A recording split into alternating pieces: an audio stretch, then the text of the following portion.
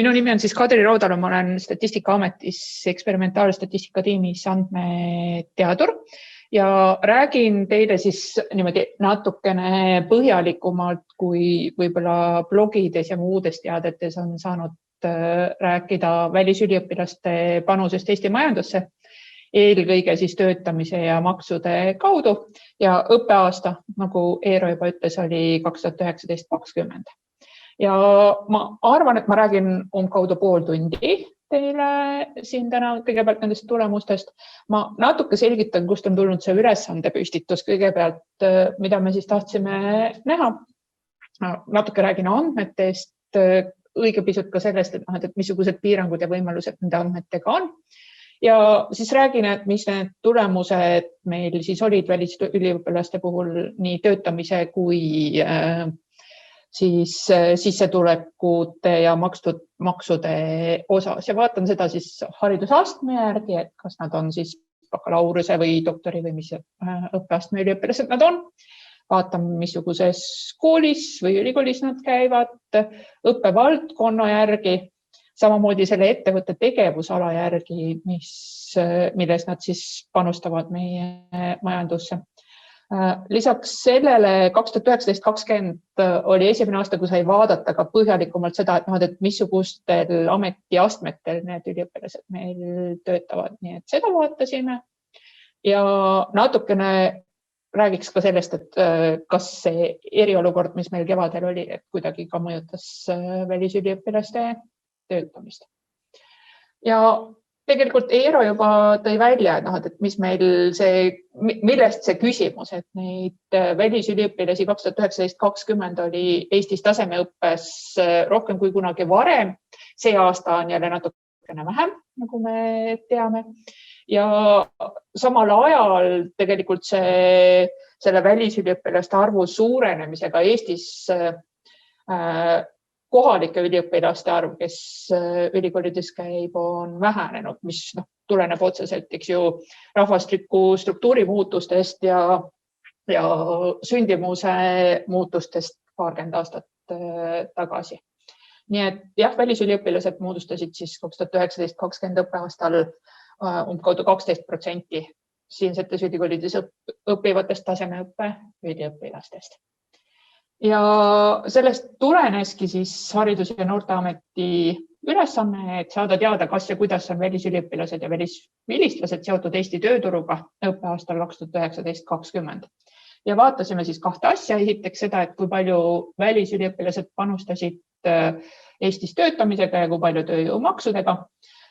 Kui soovi on, siis raport on ka meie kodulehel üles ja samuti kokkuvõtlik blogipostitus.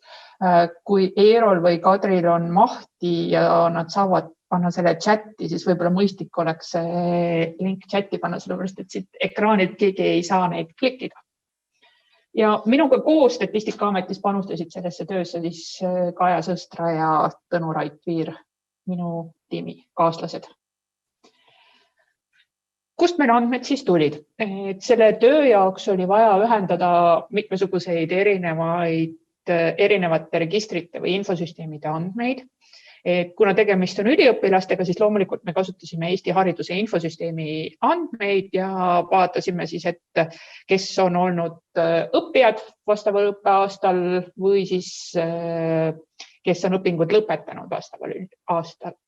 Ja seda, et kas nad on välisüliõpilased või nad on kohalikud üliõpilased, seda me siis eristasime selles hariduse infosüsteemis näidatud märke alusel, et mis liiki üliõpilane ta on.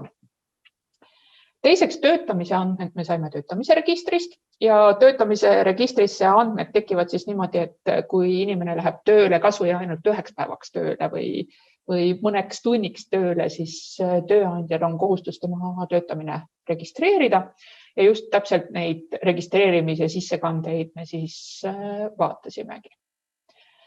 Sissetulekute koha pealt me saime vaadata tulu- ja sotsiaalmaksudeklaratsioonide lisa 1 ja lisa 2 andmeid, mille puhul siis ka tööandjad näitavad ära, millistelt siis väljamaksete summadelt on nad maksnud töötaja eest tulu- ja sotsiaalmaksu. Ja siin siis, kuna nendes deklaratsioonides on igat liiki tulu, näiteks ka see, kui ma saan, ma ei tea, mingit litsentsitasu või mingisugust niisugust muud liiki tasu, siis me võtsime ainult teatud tululiigid, mis võiks minna üldiselt niisuguse töise sissetuleku alla, et mitte näiteks haigekassa poolt makstud haigushüvitised ja muud sellised asjad. Nii et töine sissetulek. Ja andmed, millest see raport ja tänane ettekanne räägivad, on siis esiteks me vaatame õppijaid ehk siis välisüliõpilasi õppeaastal 2019-2020. Siis me vaatame vilistlasi, aga 2019-2020 vilistlasi me veel ei saa vaadata, sellepärast et nende tegevus peale 20 suve on olnud üsna lühike, nii et me vaatasime 2018-2019 ehk siis üks aasta varem lõpetanud vilistlasi. Ja võrdluseks olen toonud päris mitmes kohas ka kohalike üliõpilaste andmeid ja ka 2 varasemat õppeaastat ehk siis 18-19 ja 17-18. Ja vaatan siis asju 2 osas. Esiteks nendele, kes parasjagu õpivad, ehk siis praegu on üliõpilased või 19-20 õppeaastal olid üliõpilased. Nendele vaatan siis töötamist ja töötasu õppimise ajal. Ja vilistlaste puhul, ehk siis kes 18-19 lõpetasid, nende puhul vaatan töötamist ja töötasu sellel õppeaastal, mis lõpetamisele järgnes. Ehk siis, kui nad lõpetasid 2019 juunikuus, siis ma vaatan, kuidas nende töötamine ja töötasu oli 2019 septembrist kuni 2020 augustini, kui oli siis see vastav õppeaasta, mis meile huvi pakkus. Nii et õppeaasta on sama, aga vilistlased on aasta võrra varasemal ajal lõpetanud vilistlased. Ja ainult 1 õppeaasta vilistlased, ehk siis neid vilistlasi, kes lõpetasid näiteks 2015, neid ma praegu ei vaata. Andmete puhul veel, missuguseid piiranguid on see, et põhimõtteliselt üks üliõpilane võib Eestis paralleelselt õppida mitmel õppekaval. See tähendab, et ta võib siin analüüsides esineda nii ühe kui teise õppevaldkonna all. Samamoodi üks tehniline piirang on see, et kuna ma otsin analüüsis inimese töötamise või sissetulekute kohta infot registritest, siis mul on vaja ka mingisugust inimese identifikaatorit, et ma teaksin, et see inimene, kes on Eesti hariduse infosüsteemi sisestatud, on see sama inimene, kes on ka töötamise registrisse sisestatud näiteks. Ja see tähendab, et ma saan analüüsida neid inimesi, kellel on olemas isikukood ja see isikukood on EHIS-esse ka sisestatud. Mõnedel juhtudel me oleme saanud nad üheselt leida ka nime ja sünniaja järgi, aga see ei ole nüüd selles mõttes nii kindel variant, et sarnase nime või erineva nime väljakirjutuse puhul võib see olla problemaatiline. Ehk siis analüüsis praegu ei ole mitte päris kõik üliõpilased ja kõik vilistlased, vaid umbes 85% selle õppeaasta välisüliõpilastest ja umbes 86% välisvilistlastest. Nii et kui ülikool või kõrgkool kui tal ei ole isikukoodi või kui see ei ole EHIS-esse sisestatud, siis meie käed on natukene seotud. Lisaks sellele sissetulekute analüüsis me ei saa eraldi näidata näiteks sisejulgeolekuasutuste töötajaid, nii et nemad on ka siit välja jäänud. Aga tulemuste juurde minnes, siis mida me näeme välisüliõpilaste töötamise kohta ja siia on välja toodud nüüd erinevate aastate võrdlused. Ehk siis 2019-2020 välisüliõpilased on see kõige parempoolsem kollane tulp ja pooled välisüliõpilased, kes õppisid Eesti ülikoolides sellel aastal ka töötasid õpingute kõrvalt või töötasid siis vähemalt ühel päeval, ehk siis et nende kohta töötamise registris oli vähemalt üks kirje. Kui me vaatame eelmise aastaga võrreldes, siis siin on nagu sihuke õige väike langus, aga mitte nagu suur. Nii et ei saa öelda, siin välisüliõpilaste puhul mingeid suuri muutusi oleks viimastel aastatel töötajate osakaalus. Kohalike üliõpilaste puhul töötavate üliõpilaste osakaal on palju suurem, ehk siis 84–85% viimastel õppeaastatel on vähemalt ühe päeva õpingute kõrvalt töötanud. Mis me veel nende kohta teame? Me saame vaadata ka siis, kui palju nad on töist tulu teeninud ja siin tabelis väljamakse suurus, mis on näidatud ja see on välisüliõpilastel 2019-2020 õppeaastal peaaegu 21 miljonit, on siis põhimõtteliselt see brutosumma, mis neile on välja makstud, sealt võetakse maha tulumaks, sellele juurde läheb sotsiaalmaks. Ma valdavalt näitan siin nüüd edaspidi tulu- ja sotsiaalmaksu summasid, ehk siis neid summasid, millega nad on Eesti majandusse või nendesse kohtadesse, kus nad elavad, siis panustanud. Ja kui vaadata 2019-2020 neid välisüliõpilasi, siis tulu- ja sotsiaalmaksu kokku maksid nad umbkaudu 10 miljonit eurot. See on eelmiste aastatega võrreldes suurenenud, aga loomulikult see suurenemine ühelt poolt tuleneb sellest, et võib-olla palgad tõusevad, aga teiselt poolt tuleneb ka sellest, et välisüliõpilasi on palju juurde tulnud. Kohalike üliõpilastega see võrreldav ei ole, aga neid on kordades rohkem. Ja periood, mida ma vaatan, on siin siis õppeaasta jooksul, ehk siis õppeaasta 2019-2020.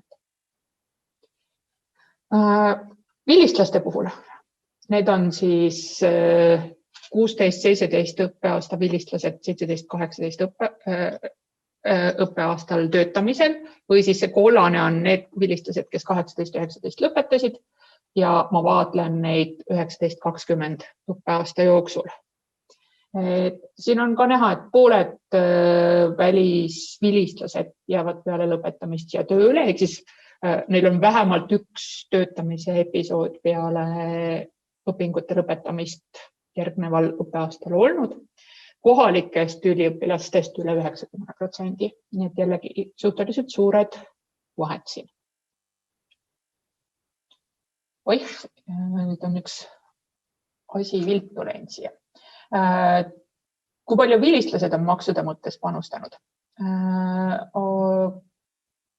Kui me vaatame tulu- ja sotsiaalmaksu kokku, siis 1,2 pluss 2,4 ehk siis üle 3 miljoni euro on 18-19 õppeaastal lõpetanud välisüliõpilased lõpetamise järgselt siia panustanud. Et kui me võtame kokku nüüd need õppijad ja siis lõpetajad või vilistlased, siis kokkuvõttes üle 13 miljoni. Lubasin, et vaatame seda haridusastme järgi, ehk siis, et missugustel haridusastmetel üliõpilased rohkem töötavad. Siin on näha, et rakenduskõrgharidusõppe puhul välisüliõpilased, need, kes on siin lilla tulbaga, nende töötavate välisüliõpilaste hulk on suhteliselt suur, aga samas rakenduskõrgharidusõppes meil ei ole nüüd väga palju välistudengeid õppimas.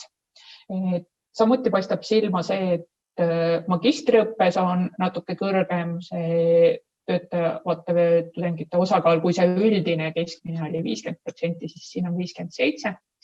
Ja paistab silma ka siis, et integreeritud õppes, ehk siis põhimõtteliselt peamiselt meditsiinialased õpingud seal välisüliõpilastest ainult väga väike osakaal töötab, aga seal töötab ka kui vaadata kohalikke üliõpilasi, siis ka nende puhul see tulp on seal suhteliselt lühem. Kuigi see vahe ei ole nüüd nii suur kui välisüliõpilastel. Õppeasutuste järgi vaadates on tegelikult pilt selline, et eraülikoolides või erakõrgkoolides on töötavate välisüliõpilaste osakaal suurem. Minoris siin näiteks 80%. Suhteliselt väiksem on töötavate välisüliõpilaste osakaal Tartus asuvates ülikoolides ehk siis Tartu Ülikoolis ja Maaülikoolis ja samuti vähem töötavad Kunstiakadeemia ja Muusika- ja Teatriakadeemia üliõpilased. Tallinnas siis Tallinna Ülikool ja Tehnikaülikool natukene rohkem. Nii et jah, üldiselt Tartus töötavad vähem, Tallinnas töötavad rohkem. Kui vaadata makstud makse, ehk siis kui palju need erinevate ülikoolide tudengid on panustanud, siis siin on üks joonis praegu ainult tulumaksu kohta ja siin on näidatud siis makstud tulumaks tuhandetes eurodes, mis põhimõtteliselt ütleb siis seda, et Tehnikaülikooli üliõpilased maksid 2019-2020 õppeaastal 1,37 miljonit meile Eestisse siia tulumaksu. Tartu Ülikool oli siin teisel kohal 770 000 euroga. Nii et proportsioonide edasiandmiseks siis Tallinna Tehnikaülikooli tudengid panustasid kõige rohkem maksudena. Kui vaadata õppevaldkondi, ehk siis seda valdkonda, mida üliõpilane õpib, siis need on siin järjestatud ülevalt alla vähenemise järjekorras, ehk siis et nendel kõige ülemistel aladel töötatakse kõige suurema tõenäosusega ja alumistel kõige väiksema tõenäosusega, vähemalt mis puudutab välisüliõpilasi. Ja siis on näha siit, et kõige suurem on töötavate üliõpilaste osakaal või välisüliõpilaste osakaal õigemini info- ja kommunikatsioonitehnoloogiate alal. Tehnika, tootmine ja ehitus on samamoodi üle 60% välisüliõpilastest töötas õppeaastal 2019-2020 ja ärindus, haldus ja õigus on siin 3. kohal. Nagu juba ennem oli ka näha, siis põllumajandus, metsandus, kalandus, veterinaaria ja tervis ja heaolu on sellised kõige madalama töötavate üliõpilaste osakaaluga õppevaldkonnad meil. Ja tulumaksu poolest ja sotsiaalmaksu poolest, kuna ärinduses, halduses ja õiguses on välisüliõpilaste arv kõige suurem, siis nende poolt panustatud summad on samamoodi kõige suuremad. Järgneb IKT ja ülejäänud on siis siin alla miljoni joone juba jäänud. Kõiki õppevaldkondi siia siis isegi ei mahtunud selles mõttes panema, et hästi pisikesi tulbakesi tervisevaldkonnal ei olnud mõtet siia lisada, keegi poleks neid näinud. Kui me räägime vilistlastest, ehk siis 18-19 õppeaastal õpetajad õppeaastal 19-20, siis siin on näha, et suurema tõenäosusega jäävad Eestisse tööle nende samade valdkondade üliõpilased, ehk siis IKT ja tehnika, tootmine ja ehitus. Suhteliselt vähem jäävad humanitaaria ja kunstide valdkonna välisüliõpilased ja samamoodi siis sotsiaalteaduste, ajakirjanduse ja teabe valdkonna välisüliõpilased siin nendest väljatoodutest on vähem tööle jäänud. Et kohalike üliõpilaste puhul on näha, et samamoodi see humanitaaria ja kunstide puhul see protsent on natukene väiksem, kuigi kohalike üliõpilaste puhul igal pool ta on suhteliselt kõrge. Siin võib ka tekkida küsimus, et mida need kohalikud siis teevad, et kui nad nüüd peale lõpetamist ei lähe tööle, et kuna meil on siin kõik erinevad õppeastmed koos, siis need kohalikud võivad ka näiteks edasi õppida ja võib-olla sel ajal siis mitte töötada, et selles mõttes, kui me vaatame, et kui paljud üliõpilased ehk siis need vilistlased, keda ma siin vaatasin, et kui palju nad sellel õppeaastal edasi õppisid, siis 7,7% välisvilistlastest õppis 19-20 õppeaastal, see, mida ma vaatan tegelikult edasi ja kohalikest üliõpilastest 18%. Nii et ei ole ka oodata, et kõik päris edasi töötaks meil siin. Siis järgmiseks vaataks seda natukene, et kuhu kohta nad siis panustavad, et millistel tegevusaladel need ettevõtted töötavad, kus üliõpilased on ametis. Kui vaadata kohalikke üliõpilasi, siis kõige suurem osakaal on hariduse tegevusalal, siis järgneb kaubandus, hulgi- ja jaekaubandus ja avalik haldus, riigikaitse ja kohustuslik sotsiaalkindlustus. Infoside on 4. kohal ja tervishoid ja sotsiaalhoolekanne 5. kohal. Kui vaadata välisüliõpilasi, siis see pilt on natukene teine.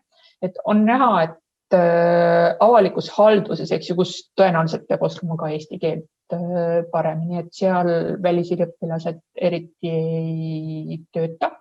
Esikohal on info ja side ja teisel kohal siis majutus ja toitlustus. Haridus on 3. kohal ja hariduse valdkonnast panustavad valdavalt siis doktorandid, ehk siis, et need inimesed, kes on doktorantuuris ja ise näiteks on ülikoolidega seotud. Kui vaadata, et kas nad nüüd panustavad sellistes kohtades, kus Eestis nagu vaja on, siis me saaks neid valdkondi võrrelda sellega, et kus Eestis siis on need vabad ametikohad. Ma vaatasin 3. kvartalit 2019-2020, lilla on 20 ja roosa on 2019, ehk siis see roosa tulp on see seis, et kui need välisüliõpilased siin eelmise õppeaasta alguses hakkasid tööd otsima, et missugune tööturg neid siis ees ootas septembrikuus. Et kõige suurem vabade ametikohtade määr on hariduses, keskmisest natuke kõrgem praegu infos ja sides, aga 2019 3. kvartal info ja side tulp näete kõige kõrgem, ehk siis, et seal oli hästi suur tööjõupuudus tegelikult. Ja need haldusabitegevused, kaubandus, majutus ja toitlustus, et need on ka siin niisugused ligi 2 on see vabade ametikohtade, 2% on see vabade ametikohtade määr siin või natukene 2 üle. Et tundub, et ka seal tegelikult see tööjõuvajadus oli täiesti olemas, et 2020 3. kvartal nüüd, kui me oleme juba kriisis, siis enamasti see tööjõuvajadus on vähenenud, aga mitte igal pool haridusest näiteks ju mitte. Ja kui vaadata, et nüüd seda mitte valdkonda, vaid seda tegevusala, millega see ettevõte tegeleb, kus kohas nad toimetavad, siis info- ja sidetegevusalade välisüliõpilased on tulumaksuna panustanud kõige suurema summa.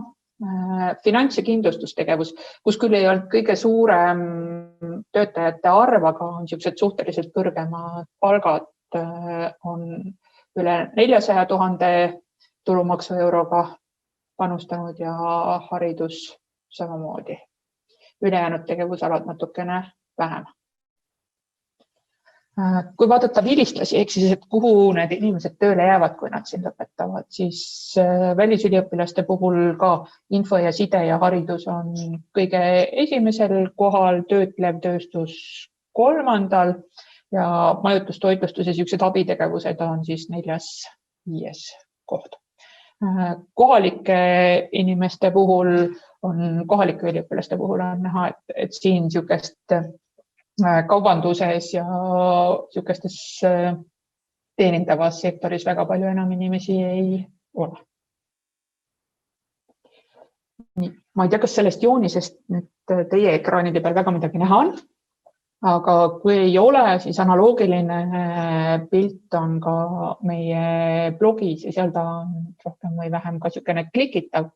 Ehk siis siin on näidatud seda, et kuhu erinevate õppevaldkondade üliõpilased tööle siis on, kus erinevate õppevaldkondade üliõpilased töötavad, ehk siis need on need õppurid, keda me vaatame.